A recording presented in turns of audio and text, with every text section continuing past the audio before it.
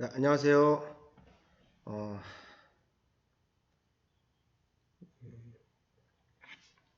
5월 4일 2교시 체육 수업 진행하도록 하겠습니다.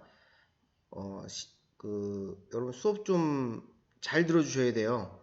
여러분들 우선 보시면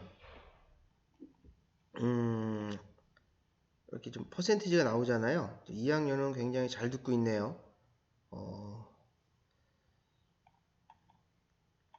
다 잘 듣고 있고 영웅이만 지금 한 3개 들었네요.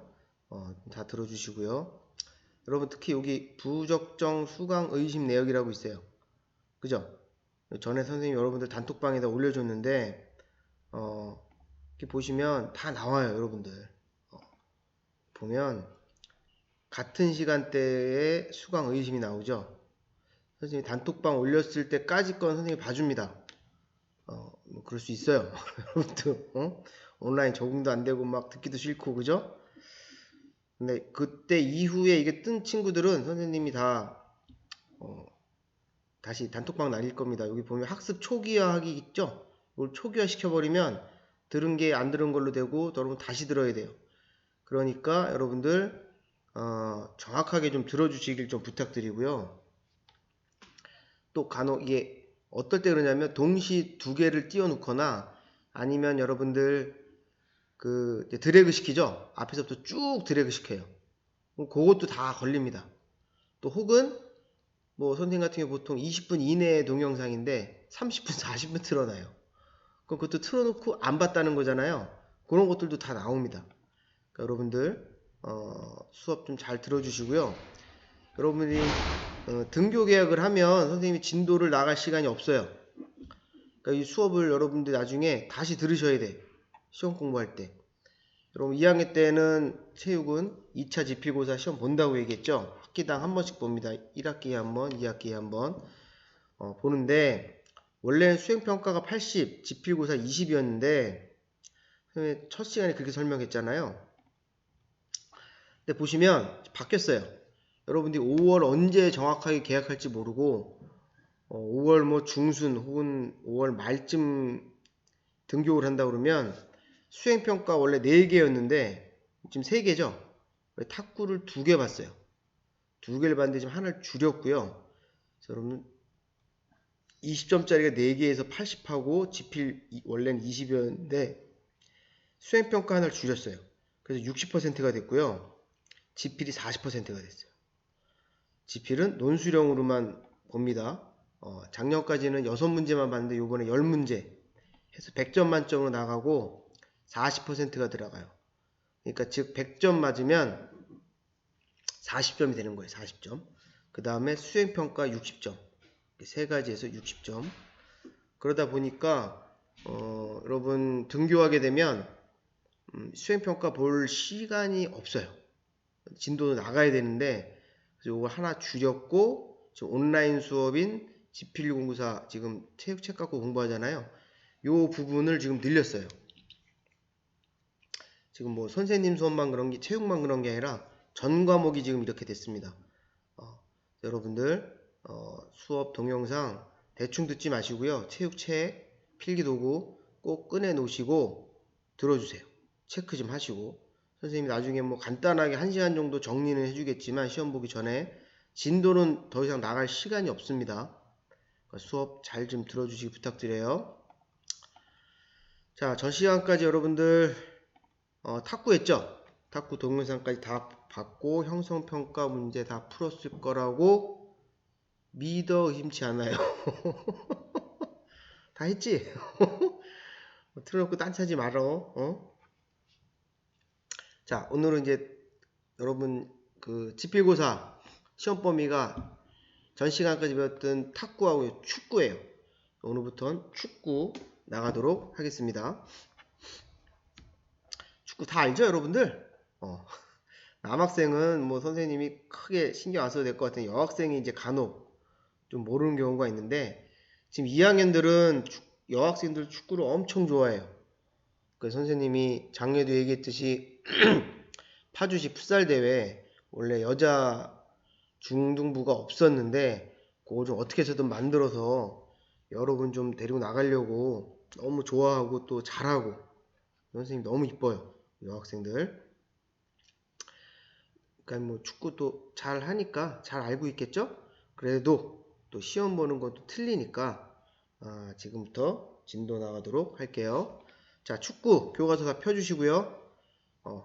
늘 말씀드리지만 필기도구 선생님이 밑줄 치거나 별 표시하거나 번호 치는 거 그대로 따라 해주시면 됩니다. 자, 축구 경기의 이해. 축구는 손과 발을 제외한 신체 부위를 이용해 상대방의 골을 넣는 영역형 스포츠다. 11명의 선수들은 개인의 기술과 바탕으로 팀플레이 펼쳐야 된다. 축구 몇 명이서 한다고요? 11명 동그라미. 축구의 역사 이렇게 뭐 보시면 되고요. 보면 축구화죠. 축구화. 미끄러지지 않도록 밑창에 스터드가 박혀 있다. 이렇게. 근데 간혹 여러분들 그 축구화 이제 남학생들 축구화 많이 사는데 이렇게 뽕이 여러분 이렇게 깊은 걸 살 필요 굳이 없어요. 높은 거를. 이게 왜냐하면 사실 천연잔디나 아니면 아주 쿠션이 좋은 그 인조잔디에서 써야 되는데 학교에서 물론 인조잔디 풋살장이 있죠. 거기서만 하면 좀 그나마 난데 그냥 여러분들 이제 그거 신고 운동이라 해서 축구를 많이 해요. 그럼 이 축구 뽕이 금방 닳아요. 그럼 여러분들 또 축구하는 또 엄청 좋은 곳 하잖아요. 부모님한테 얘기해서. 선생님도 기껏해야 뭐 5, 6만원, 6, 7만원짜리 신는데 뭐 어떤 친구 보면 뭐 18만원, 20만원짜리 막 신고 그래요. 그렇게 스터드가 너무 높은 거 신으면 금방 닳아서 또 버리잖아요. 또 사야 되고. 한두 푼 하는 것도 아니고. 여러분들 뭐 이런 것도 필요하지만 잠뽕 있어요. 잠뽕. 그게 좀 오래 가요. 잘 닳지도 않고. 그런 거 사는 것도 괜찮다라는 거 알려드립니다. 축구 경기장 한번 봅시다. 여기 이제 심판인데 심판의 수신호까지는 여러분들이 뭐 굳이 알 필요 없을 것 같고요. 경기장 보시면 정식 경기장이죠. 터치 라인 보면 이쪽이 90에서 120m 정도 되면 돼요. 가로가. 그다음에 세로가 보통 45m에서 90m인데 보통 정식 규장이다 그러면 한 100m에서 110m 정도 돼요. 가로가.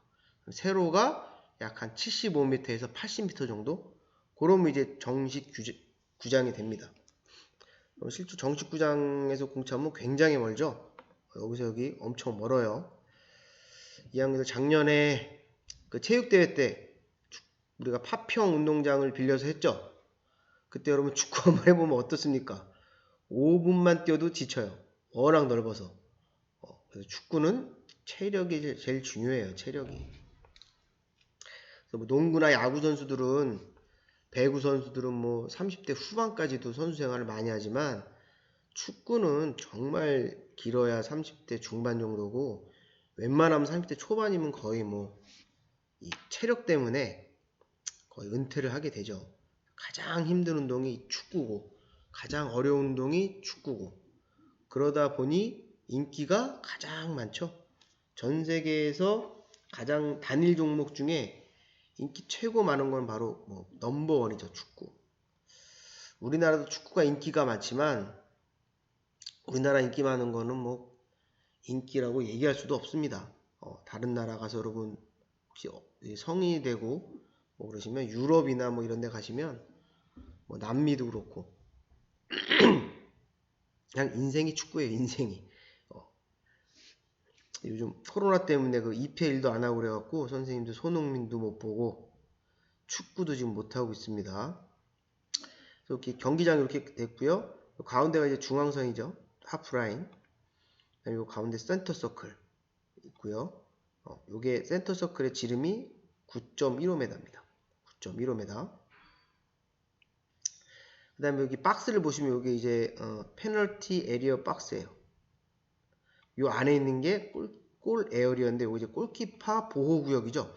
요 안에서는 골키파를 보호해야 돼요. 웬만한 파울은 거의 다 이렇게 되면 골키파한테 유리해요. 파울이 나면. 수비할 때 이제 중요한 게 요 페널티 에어리어죠. 여기서 파울을 하면 이제 페널티킥이 주어집니다. 페널티킥. 보시면 되고, 그 다음 팀 벤치가 이렇게 있고, 파란색 팀, 빨간색 팀. 전후반이 끝나면 자리를 바꾸고요. 여기서 중요한 게 이제 여러분들 이제 부심이에요. 부심은 여기도 부심이 하나 있죠. 2명입니다. 2명. 주심은 보통 1명이에요. 1명. 그래서 여기 주심 여기 하나 있죠. 여기 주심은 경기 전체를 이제 컨트롤 하고요. 여러분 부심은 이제 사이드 라인에 아웃된 것도 판단하지만 제일 중요한 건 부심은 오프사이드예요. 오프사이드. 뒤에서 좀 이따 배우겠지만 오프사이드.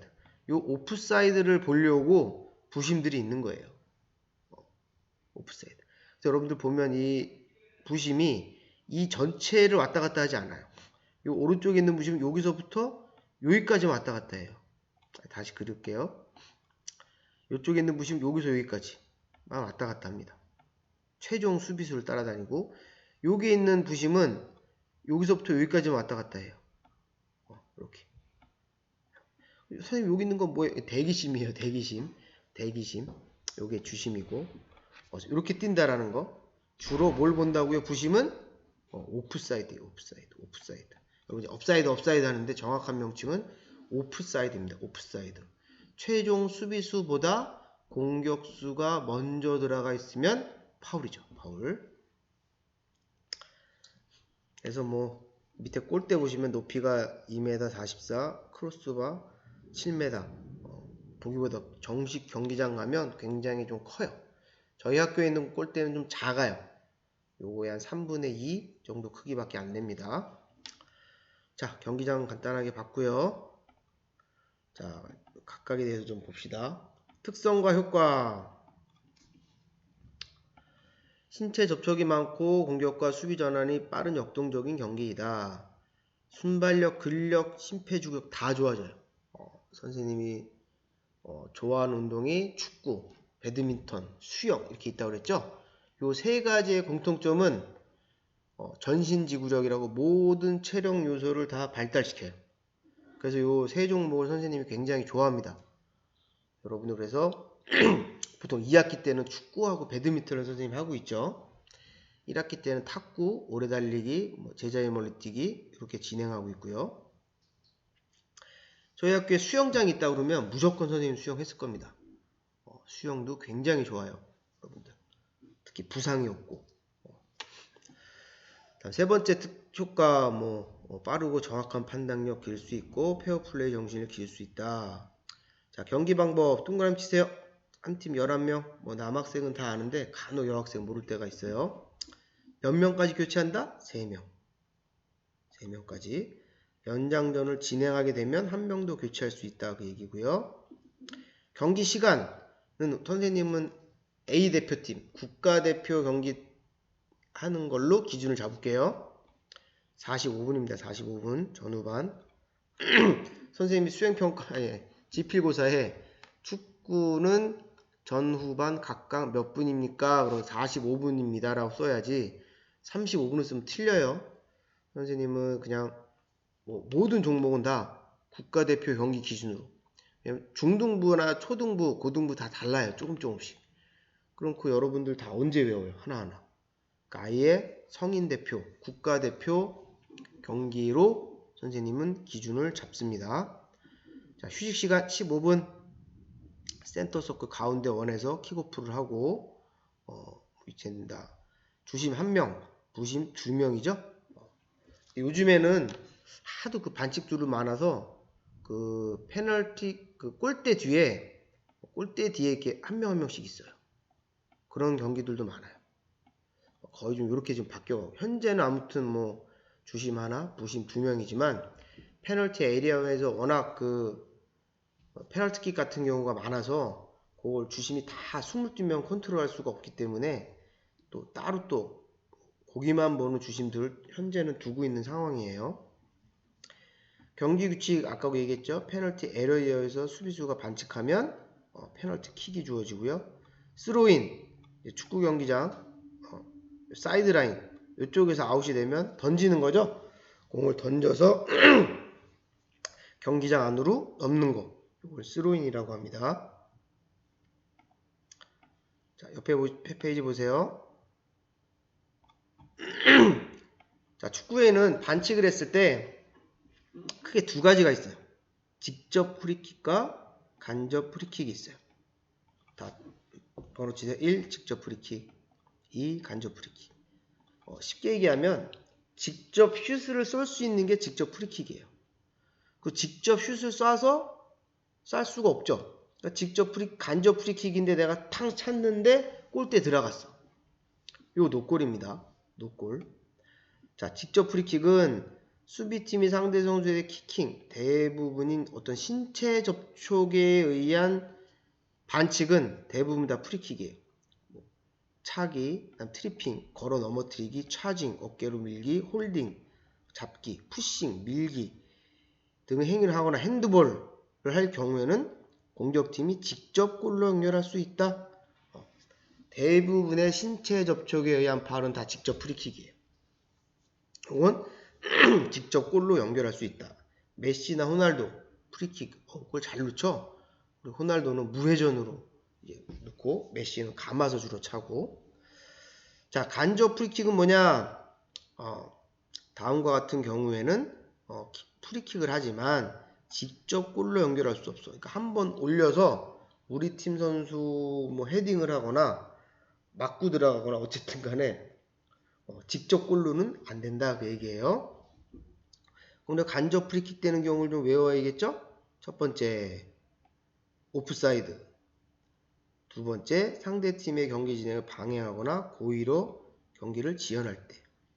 또 공을 던지러 골키퍼를 방해했을 때, 골키퍼가 6초 초과의 공을 갖고 있을 때, 골키퍼가 동료에 의해 패스되거나 수리되는 걸 손으로 잡은 경우. 이거 백패스죠. 요 간접 프리킥 자주 걸리는 게 제일 많이 걸리는 게 이제 오프사이드고요. 간혹 나오는 게 이제 최종 수비수가 우리 팀 선수가 골키퍼한테 패스했는데 골키퍼가 잡으면 안 되는데 잡았을 때 그럴 때 이제 간접 프리킥이 주어집니다. 다음 경고 옐로우 카드죠. 옐로우 카드. 노란 카드 주어지는 경우. 스포츠맨십에 어긋난 행위를 했을 때 번호 치세요. 1. 여기도 번호 치고 1, 2, 3, 4, 5 1, 2, 3, 4, 5 시험 볼 때 나중에 논수령이기 때문에 다 쓰셔야 돼요. 심판의 판정에 지나치게 항의, 고의로 이기고 있다고 지연시켰을 때, 똑같은 규칙을 반복적으로 했을 때, 주심의 허가 없이 경기장에 입장하거나 퇴장했을 때, 이럴 때 경고, 옐로우 카드가 주어지고요. 다음 빨간 카드 있죠? 퇴장. 어떻게 주어지냐? 1. 경고가 2번 누적됐을 때, 옐로우 카드가 2개면 퇴장이에요. 두 번째, 난폭한 행위랑 상대 선수를 모욕, 심한 욕을 했다거나 이랬을 때. 여러분들 많이 하죠, 축구할 때. 그러면 안 돼요. 세 번째, 명백한 득점 기회에서 고의적으로 반칙했을 때. 이럴 때 그냥 바로 퇴장입니다. 바로. 여러분들이 퇴장을 자주 보는 거는 요 경고 2회나 명백한 득점에서 반칙했을 경우. 난폭한 행위. 예전에 손흥민이 태클하다가 상대 선수가 발목이 부러졌죠. 그래서 바로 레드카드 반했던 적도 있어요. 자, 어드밴테이지는 뭐냐? 반칙인데 가만 봤더니 반칙해서 냅두는 게 오히려 공격팀한테 유리할 수 있어. 그럴 때 그냥 반칙을 불려다가 말아요. 어드밴테이지를 줍니다. 그래서 결과가 좋으면 그냥 끝나는 거고 살짝 진행했는데 공격팀한테 불리했어. 그럴 때는 다시 반칙을 줍니다. 자, 오늘 시간이 없어서 여기까지만 할게요. 다음 시간에 다시 진행하도록 하겠습니다.